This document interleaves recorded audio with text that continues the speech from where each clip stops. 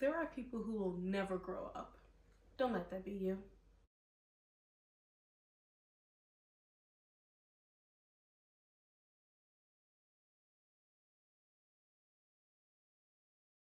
Okay, that was a little bit harsh, but it's the truth. If you're familiar with my channel, then you know I mostly talk about books, writing, and creating amazing Black characters. But this video is going to be a little bit different. These are all the lessons that I learned before I turned 30. The version we want to become of ourselves has learned a lot of lessons. The good, the bad, and the ugly. It's what we do with this information and what we've learned from these lessons that help us create who we want to be and who we truly become at the end. Number one, you will not like everyone. It's okay to not like everybody. We don't have to make ourselves enjoy the company of other people when they make us feel uncomfortable. We don't have to pretend and put on a mask in situations where we feel uncomfortable, we feel unsafe, or we don't just click with certain people, and that's completely fine. Number two, not everyone will like you. As a recovering people pleaser myself, not everyone's going to like you, and that's completely fine. Personalities clash all the time. People's beliefs clash all the time.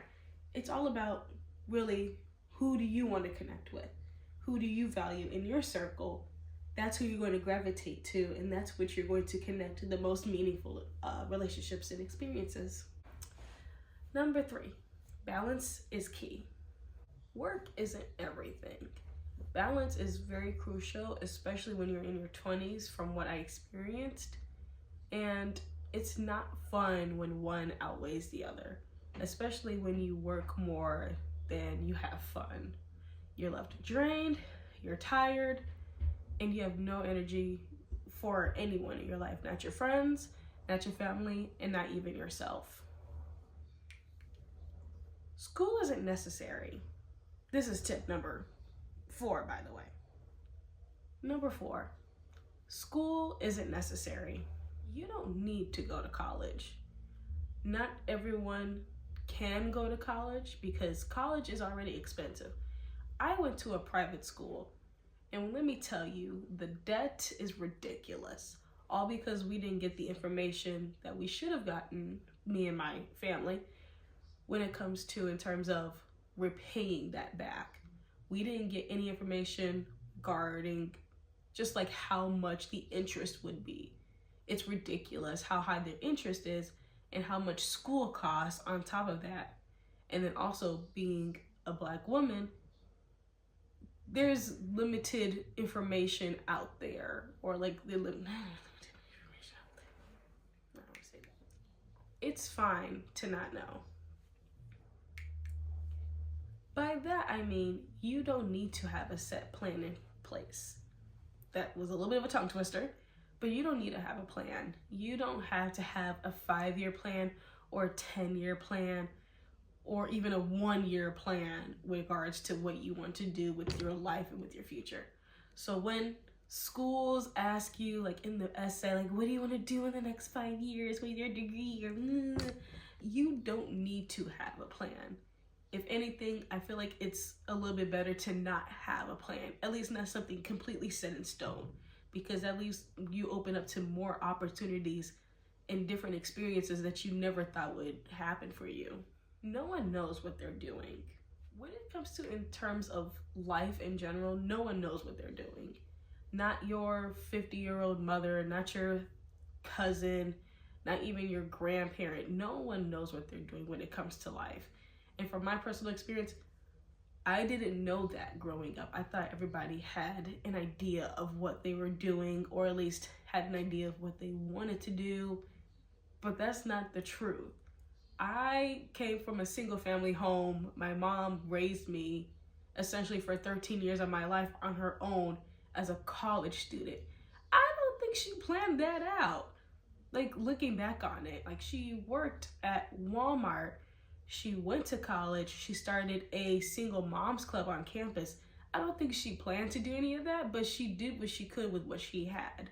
And as she got older and I got older, she made decisions that she had to make because she was a single mother, but she made decisions along the way that she knew would be beneficial for her and for her future and for me as a child. And just seeing that she didn't have a plan in place. Like, we've moved a few times, and it's safe to say that she just went with what she had to do. Like, that's in our family blood, which is like, you just do what you got to do. You keep it moving and you keep it pushing. It doesn't matter what comes up, you just get through it. Even if you don't have a plan, if something just derails what you had, an idea of what you might have, but no one knows exactly what they're doing, and it's completely fine if you don't know what you're doing yet. Life is meant to be lived how you want to. I feel like this kind of ties into the other points of just like, school isn't necessary and it's okay to not know. It kind of feels like it's a combination of just like living your life how you want to and making decisions for yourself in terms of what you want. And it doesn't have to be what you want within a year. It could be what do you want to happen in the next month. It doesn't have to be 6 months. I was gonna say 6 months, but you don't have to have something in place like that far in advance. It could really be like, well, next week I want to apply for college, or in a week I want to fill out 3 job applications, or maybe get an internship. But you can literally just start off with just like a baseline of what you want to do. You don't need to have some grandiose plan, but how you want to live your life, it literally can just take day by day. You don't need to rush it. You will find your people. For me, finding my people didn't take me long.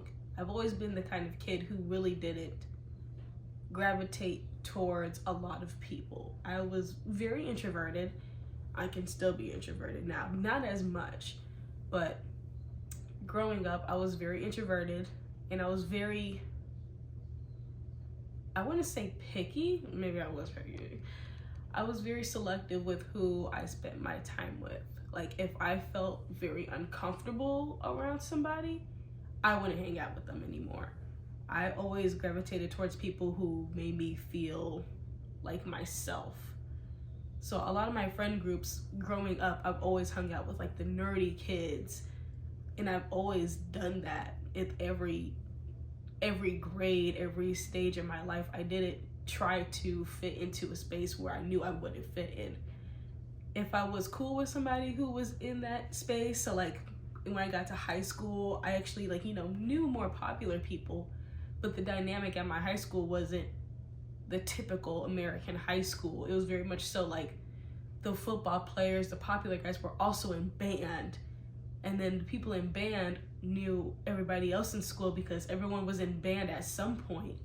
Some people were like more like socially popular than others. Like they probably knew more people and, went out more with friends than others.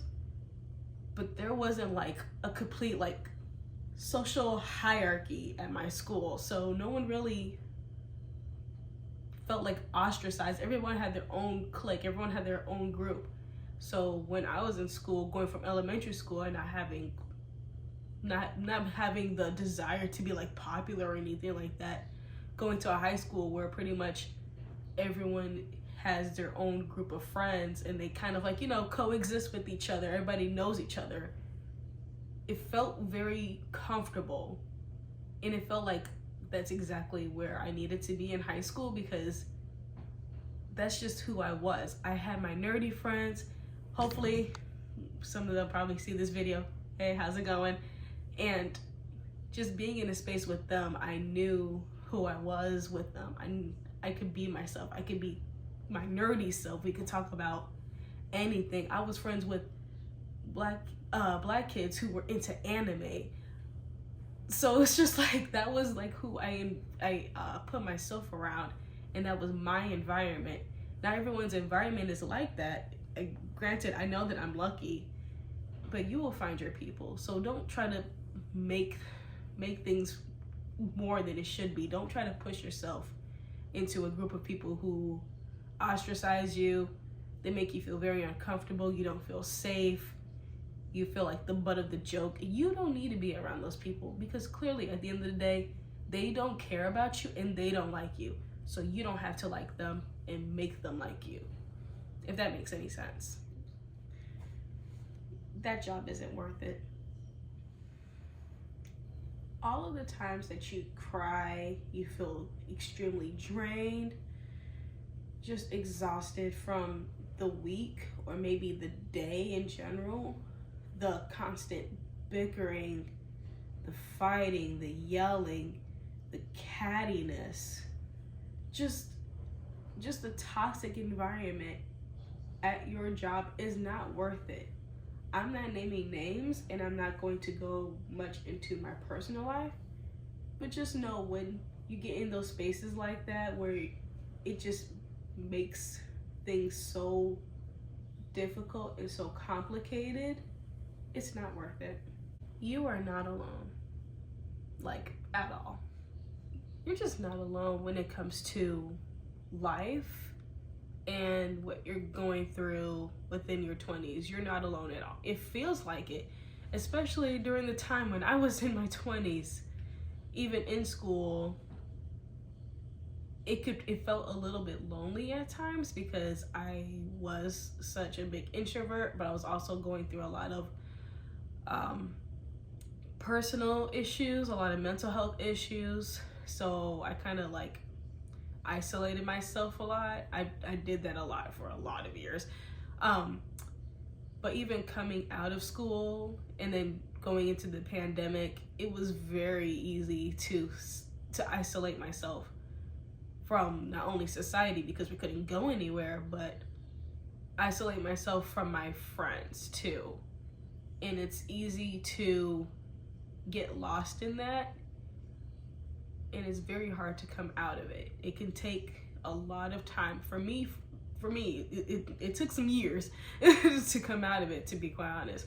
It took some years to really come out of feeling like I was alone and actually being alone.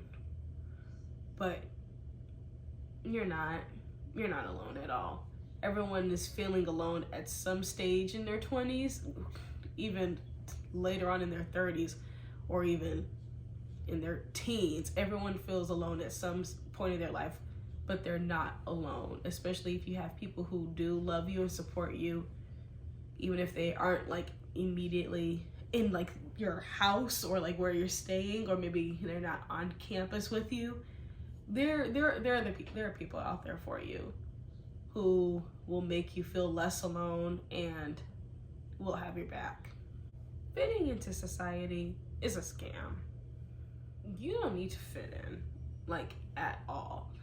I swear, when it comes to now with social media, it's so easy to slip into what society tells you who to be. Like, there's so many aesthetics now. There's all these, really, it's just aesthetics. You don't need to fit into an aesthetic. You don't need to fit into a box, a pretty pink or pretty brown box, depending on whatever the fucking aesthetic is.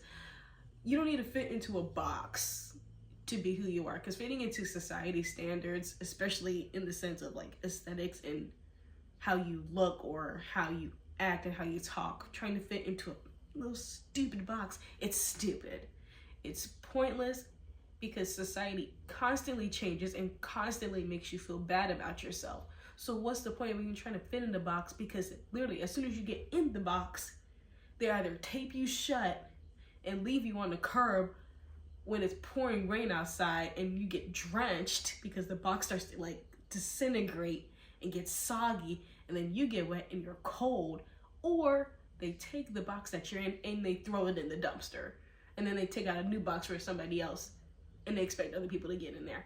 There's no winning, so why conform to society standards? Find your perfect look.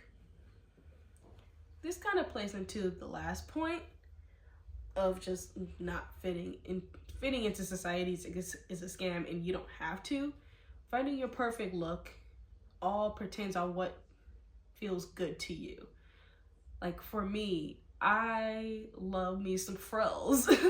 I love me some floral patterns. It depends on the floral pattern because some floral patterns are a little bit crazy. But I love me a floral pattern. That doesn't mean I'm into cottagecore.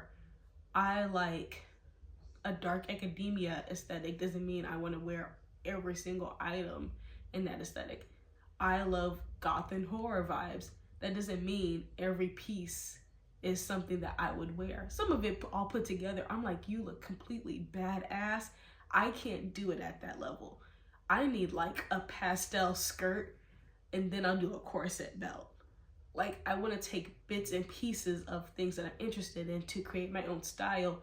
And that's where I'm at now, going into my 30s. Like, my my perfect look is a little bit crazy, but it makes sense to me because it's all the things that I love. And you'll find your perfect look too. You don't need to fit into a box. You don't need to find an aesthetic. You don't need to stick to just one thing, one style for the rest of your life. Your look starts to change as you get older. You get into different things and different aspects of fashion and style. It's all it's all so subjective. Like, whatever feels good to you feels good to you. My best friend really loves paisley patterns. Like, she loves shirts that make her look like a 70s man because that's how she feels confident in herself, in her style, and who she is. And I absolutely love that for her.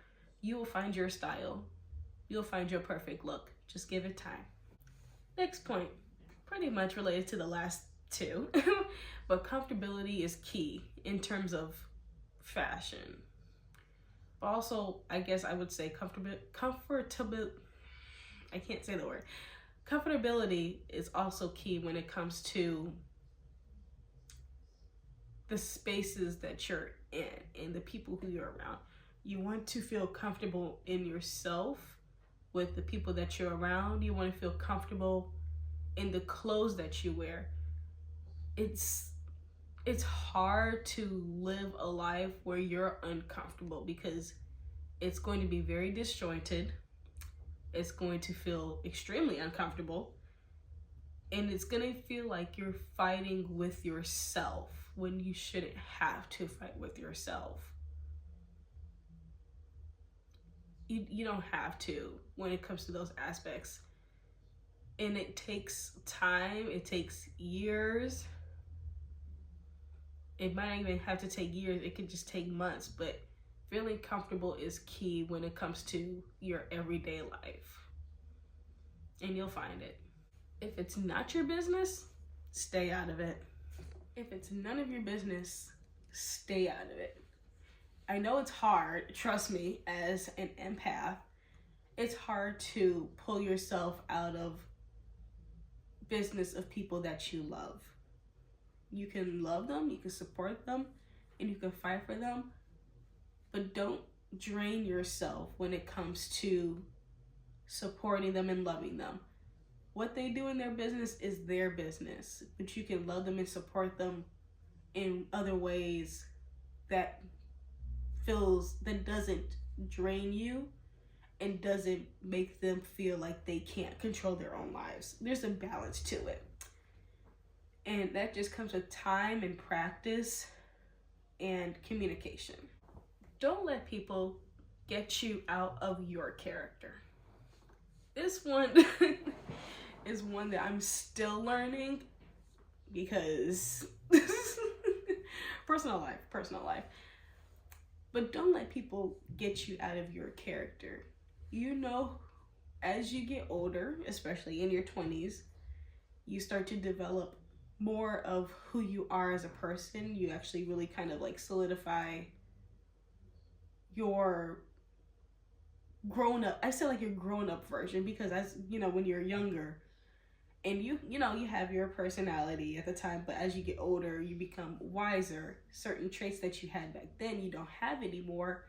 And so you develop a more mature character, a mature personality.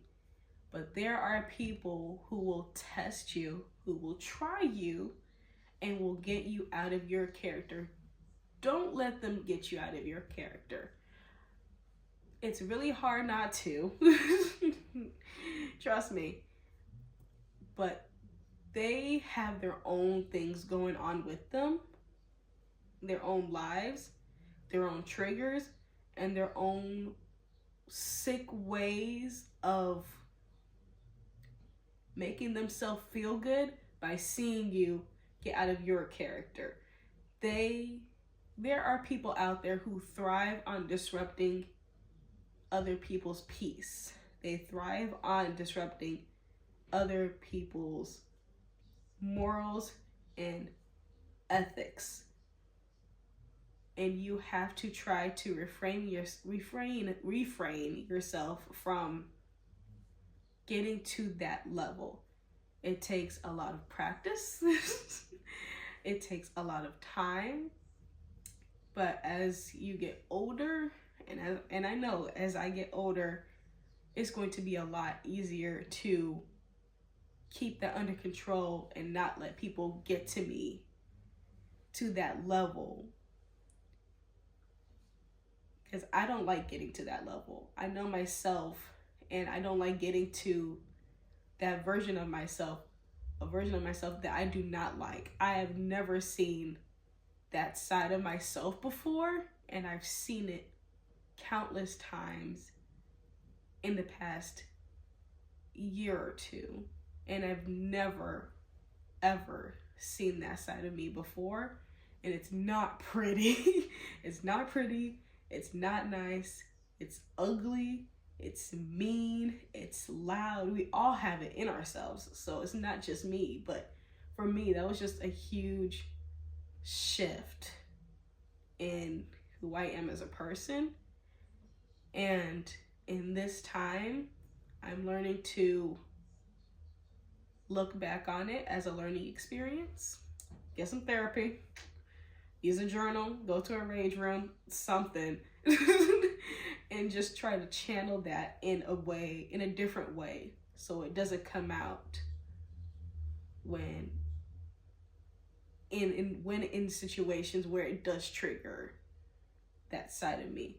So like trying to find ways to calm down, to breathe, to write it out, and just cope with it, really. That's really essentially what it is. It's just finding coping mechanisms to prevent yourself from getting out of character. It could be taking like 3 deep breaths.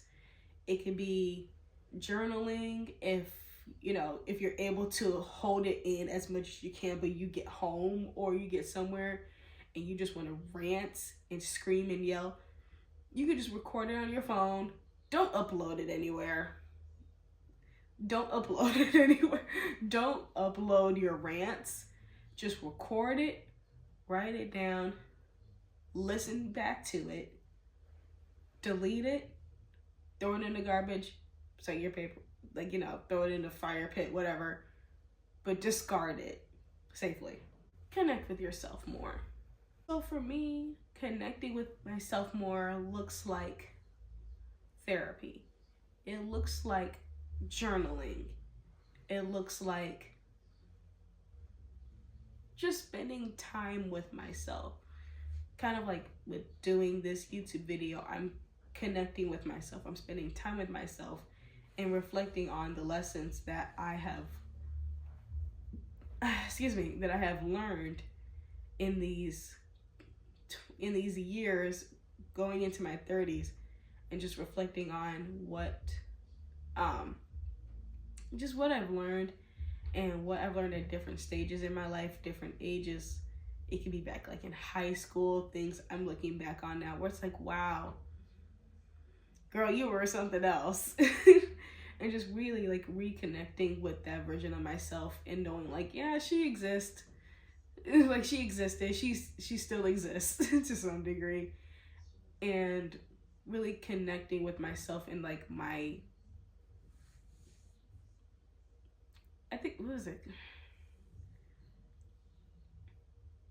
inner child. There we go. And connecting more with my inner child and finding things that I know that I have found joy when I was younger, and things that I to this day still enjoy.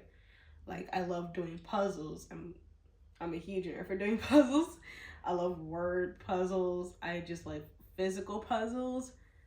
I love playing Sims. Like, I played Sims when I was younger, and now there's Sims 4, and we're not gonna get into the debate about which version is better and all that mess. But I play Sims 4. I like to draw.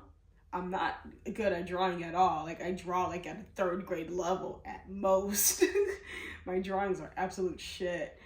But I love just like creating. I love writing. I love connecting with things about myself that I truly still love to this day.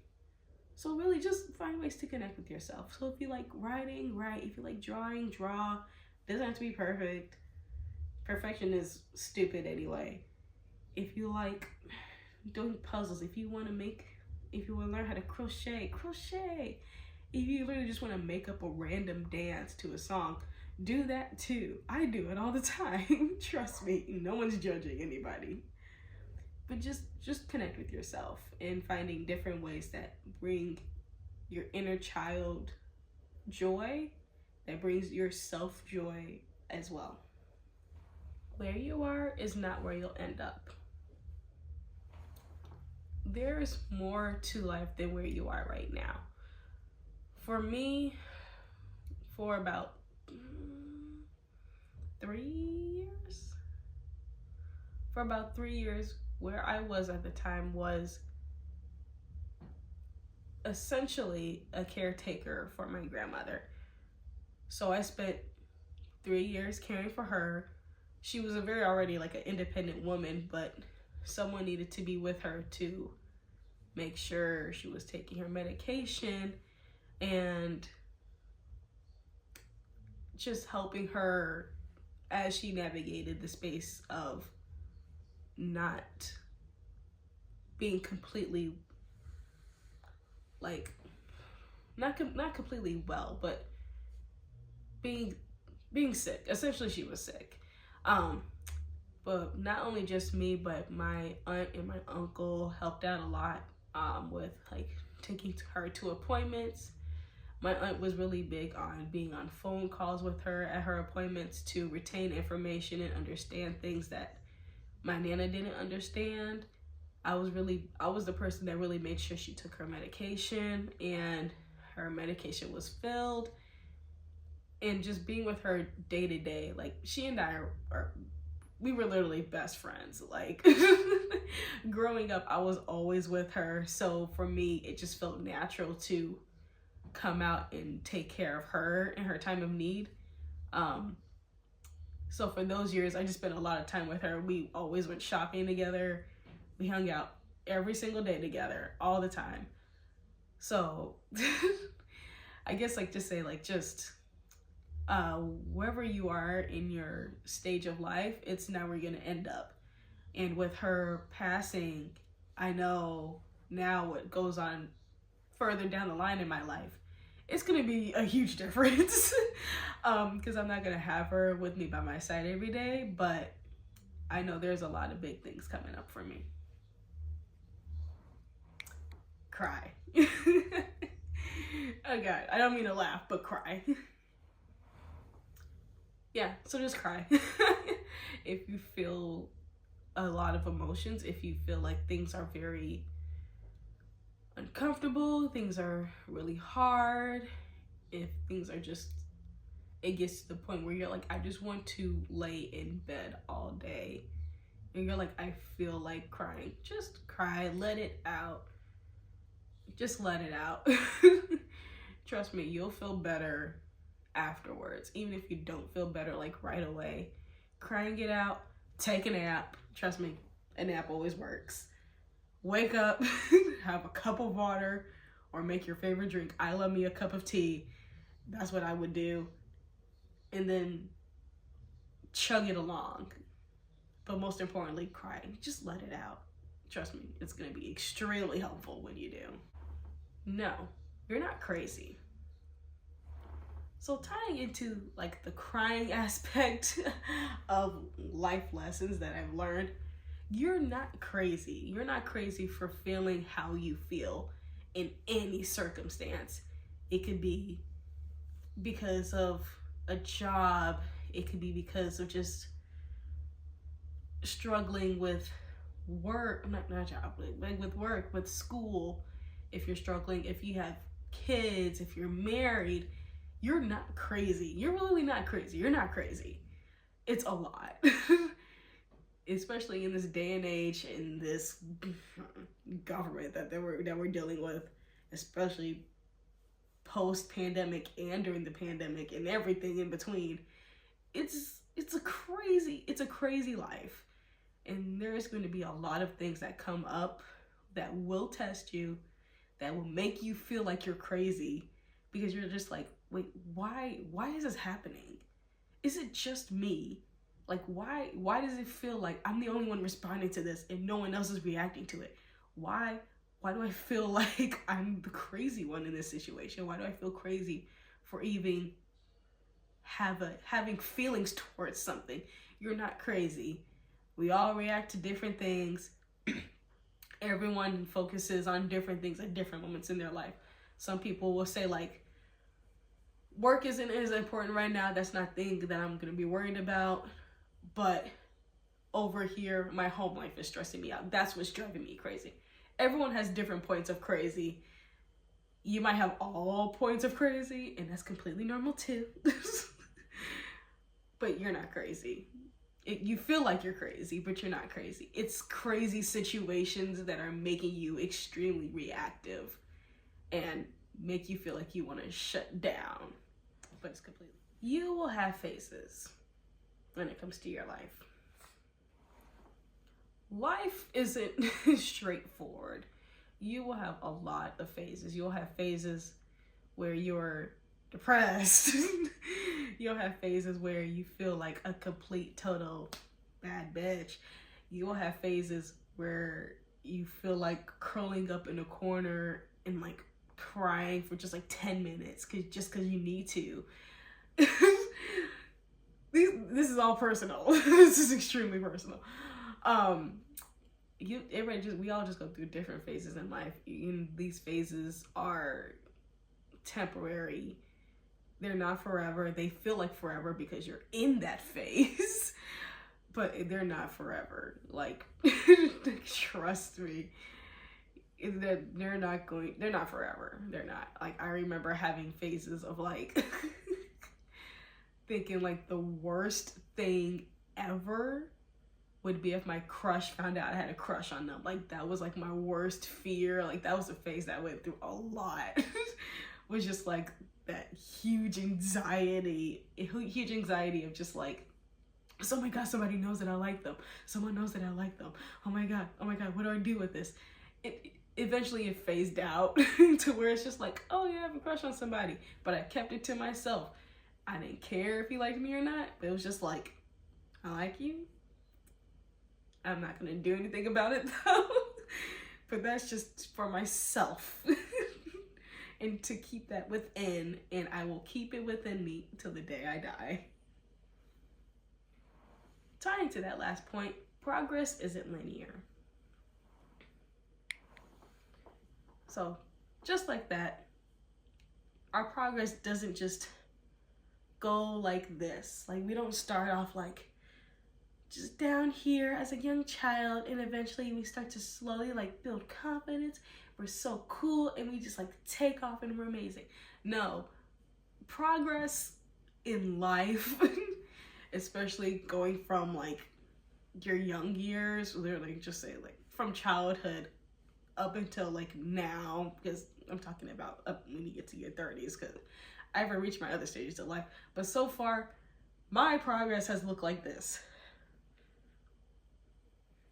Like, very, very, very inconsistent. Well, there'll be like moments where I feel like confident just because I'm listening to a song from a Disney Channel movie. It's like, yeah, I feel confident in myself. I love who I am. 5 minutes later, it's like, oh my God, my hair color looks ugly. Like, it's like I have nothing to wear. Oh my God, my walls look ugly because I chose an ugly color. Like, you just go through so like you go through so many different parts of your life. Your progress is just, it's not easy, it's not linear, it's a mess. It kind of reminds me of from The Good Place, where the characters kind of described how time kind of coexists at all points in time, and it came out to a name. I'm gonna look it up. Jeremy Bearimy. That's what it was. I feel like life is exactly like a Jeremy Bearimy, even though Jeremy Bearimy describes the afterlife. But I feel like it also makes sense when it comes to progress in life, where it loops, it swirls, it connects back to something else. You learn from that lesson, then it moves on, but then it connects back. It's literally Jeremy Bearimy. Talk to other people. It just helps to talk to other people, especially when you're going through phases of like isolation and you feel like you're just talking to yourself. I mean, I'm talking to myself right now, but I'm trying to talk to you too. Like, talk to other people though. Talk to friends. And if you don't have any friends, find some on Threads. Like, talk to other people. When I felt like I couldn't talk to my friends, or I didn't have that many friends, especially when I was younger, I only had like one best friend. Shout out to Darashti. Love you, girl. I've known her like majority of my life. Like, it feels like 18 years I've known her. Something like that. But when I was younger and I didn't have a lot of friends like that, like, I knew people in school, but I didn't socialize outside of school besides with my bestie. I didn't talk to people. And so a lot of the things that I did was I talked to people online, which is not always a good idea when it comes to like being a kid in the 2000s, because some people are just fucking weird. But I talked to people online. Like, I was doing, what was it? I think it was Under 17 magazine. Yeah, when we always like asked questions on the site. I believe it was like a forum, because there was also, it was an advice column. There we go. It was an advice column, and some things would get put into the magazine, but people would just like ask questions and then give advice on the website for 17 magazine. I feel like that was always very helpful too, where people were just helping each other out. And I did the same thing in middle school, where we started our own magazine. We called it Teen Magazine.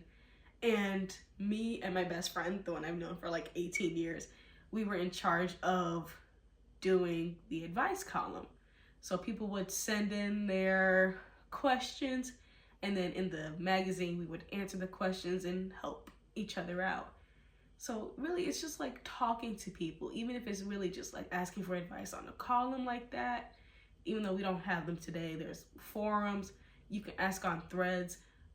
I don't know where people are getting some opinion. I hear like some opinions that Threads isn't cool, or like at least like Threads isn't a good space. The Threads that I use, my Threads community is freaking amazing.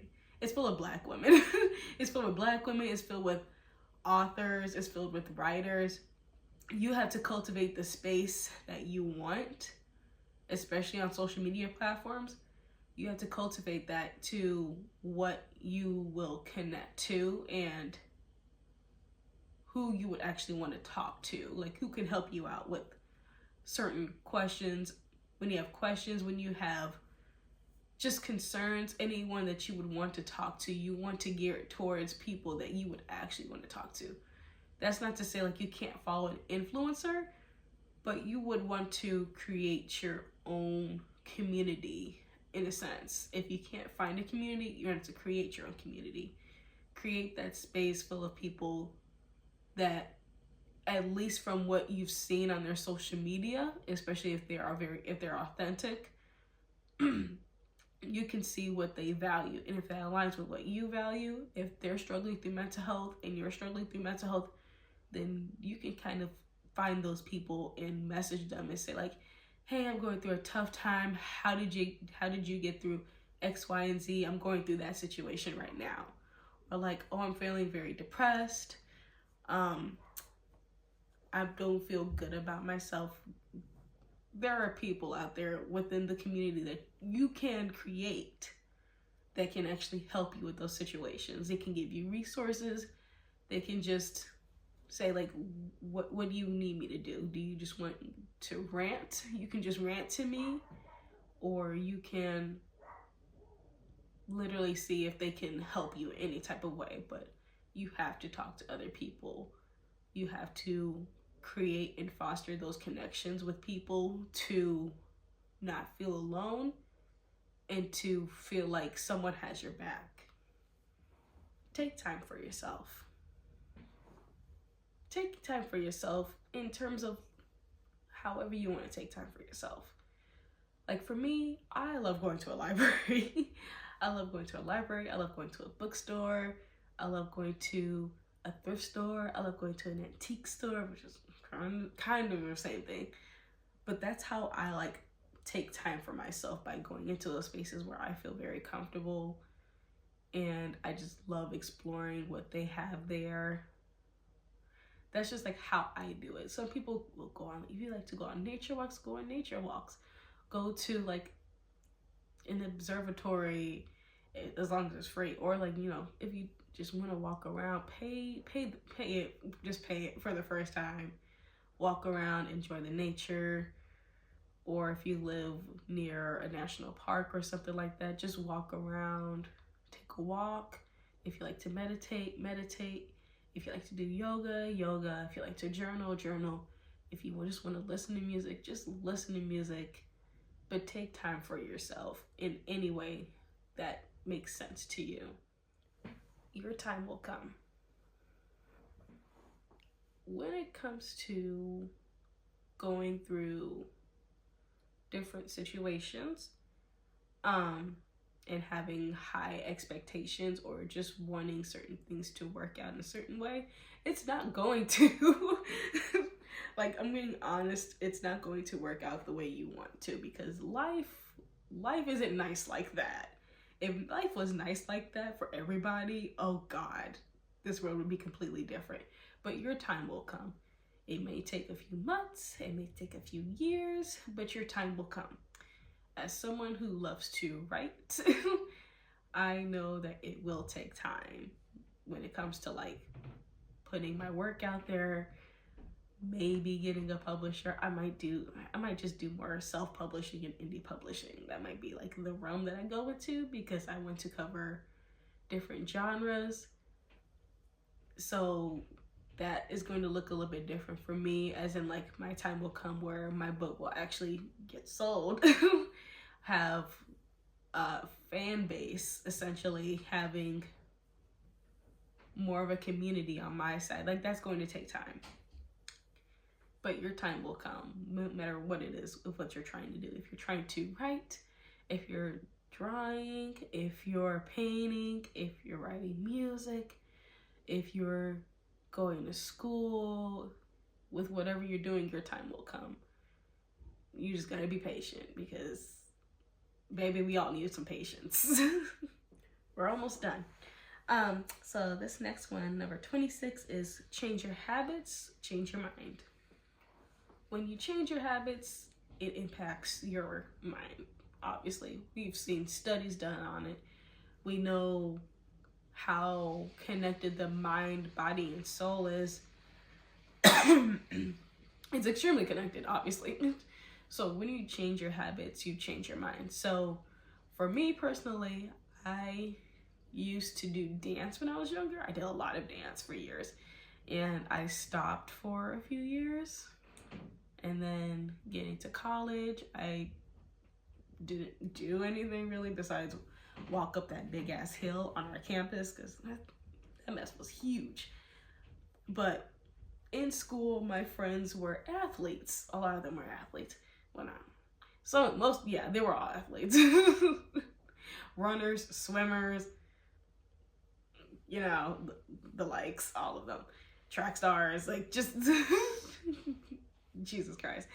Somehow I ended up friends with athletes, and I knew I could do better when it came to taking care of myself. And the thought of going to the gym terrified the mess out of me. I was absolutely terrified with going to the gym, especially going to a gym on my college campus where everyone's gonna look at me, everyone's gonna stare at me, everyone's gonna point at me. That was my mindset. I'm telling you now, people don't look at you when you're at the gym. People don't care. Everyone's focused on their own goals and their own thing. I know that now because now I actively do go to the gym and I do take care of myself in the best way I can because I do have a major sweet tooth. So there's that. That's a little bit of a struggle, but I take care of myself. I try to change my habits by going to the gym, by having a little bit more of a balanced diet. And it kind of shifts my mind into knowing to take care of myself more and taking care of myself in a better way, knowing my limits when it comes to like, okay, I've had enough of this. It's like, okay, we're not going to eat everything in the fridge. We're going to start meal planning and having a set schedule of let's cook. We're going to practice cooking and we're going to change our mindset on what I can do in terms of cooking in the kitchen. I've always been like a sous chef for my dad, but I've never actually had to make my own food from the beginning. And so at first I thought I was completely incapable of doing that. And with changing my habits, I've learned that I'm actually capable of making some damn dishes. All I gotta do is follow a recipe. It's not that complicated. And I'm just learning a little bit more as I cook more, like what ingredients go together, what tastes good together, getting tips from my aunt who has cooked a lot and from my dad who cooks a lot, and trying to really like create what I know would be good for me, what I find tasty, try to switch things up a little bit, you know. But it really does change your mind when you change your habits. Everything is full circle. Learn new skills. So kind of tying into change your habits, change your mind, you start to learn new skills. And it's very crucial to learn new skills when it comes to, you know, becoming a better version of yourself. So for me, like learning new skills is like learning video editing, that type of thing. How to improve my writing, how to actually work out properly, like doing the proper workouts, the correct form. What are some other skills I'm working on? I mean, there's quite a few of them. So it really is just like, just learn new skills, try different things. You don't have to go all the way to like making content and video editing, but it can literally just be like, if you want to learn how to crochet, learn how to crochet. If you literally just want to start making your own clothes, learn how to sew, that's a different thing that you can do too. There's a lot of resources when it comes to learning new skills. You can actually do Skillshare. I've done it before and I want to get back into it. And there are other just like websites, there's bloggers who can teach you certain things. If you have like a community center in your town, they probably have classes there too as well with people who are actual professionals who can teach you how to do certain things. Check out your library too. Libraries usually have kind of those kind of sessions sometimes too, depending on what your community can provide. But yeah, just try different skills, see what's out there, whatever interests you, try it out. Take that risk, but don't be stupid. So when it comes to taking a risk, you can take that risk, but don't be stupid about taking that risk. And by don't be stupid, I mean, don't make rash decisions without thinking it through, at least somewhat. It's still a risk because you don't know what the outcome is going to be, but don't make rash decisions and then end up in crappy situations or dangerous situations for that matter. Like, if you want to move across the country, move across the country, but do your research before you go. Like, research the area that you would like to live in. Like, hell, sometimes I think about moving all the way to South Korea. But I would like do the research for that. Like, what would I do for work there? Like, what, or like at least like what kind of excursions would I want to do if I just visit there first? That type of thing. Like, don't jump completely until you at least see the ocean, if that makes sense. Where you're just like, okay, I know what's there and I know what's down there. I know what is there in that vicinity. It's a little bit, you know, there's chances of different things happening, different life experiences, but I'm gonna take the leap anyway. But I at least know what ground I'm covering. At least like have some type of control in the situation. I guess that's all I'm just trying to say.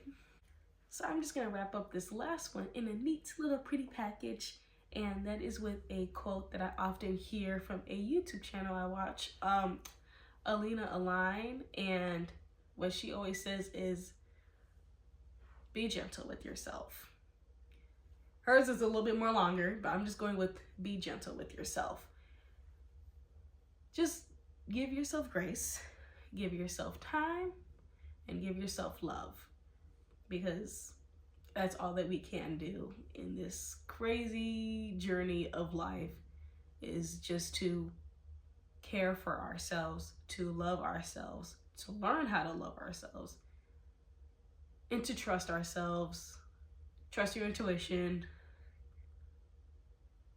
and just be gentle. It's not easy. It's not an easy life. It's not an easy path, especially going from your 20s to your 30s. It's not going to be easy. It's never going to be easy because shit's chaotic. I'm just going to say that. Be gentle.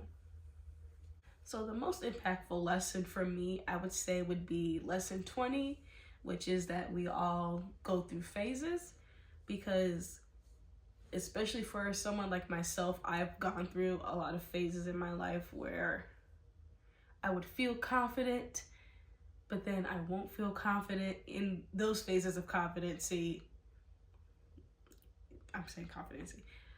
those phases where I felt confident were very, very small. Like, they lasted like 2 days. But for the most part, a lot of my phases were in the darker side of things. A lot of mental health struggles for like 10 years. And even in those 10 years, I went through different phases of, I guess, finding different ways to cope with it. Because it was undiagnosed. It's still undiagnosed. But finding ways to cope with it and finding things that I enjoy in those phases. So like, I went through a whole phase of watching everything on MTV, and I just loved everything on there. Like, I loved Awkward, my favorite show, absolutely. I loved their Jersey Shore. I still love Jersey Shore. I still watch Family Vacation, even though it's a little bit of a mess. Oh God, I watched almost every single thing on MTV. I've went through my phases of watching everything on Disney Channel, like every millennial. I went through my phases of having a crush on Nick Jonas and Taylor Lautner for like 6 months. We all go through different phases, and it's wild, it's crazy, but they're all really worth it experiences. They're all really worth it.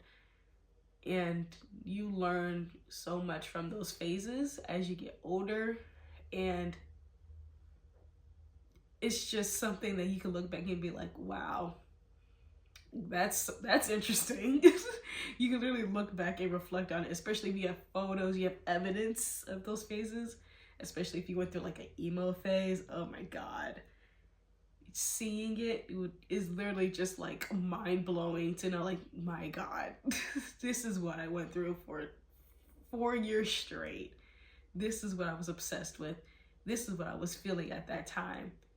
And I don't remember feeling that way anymore.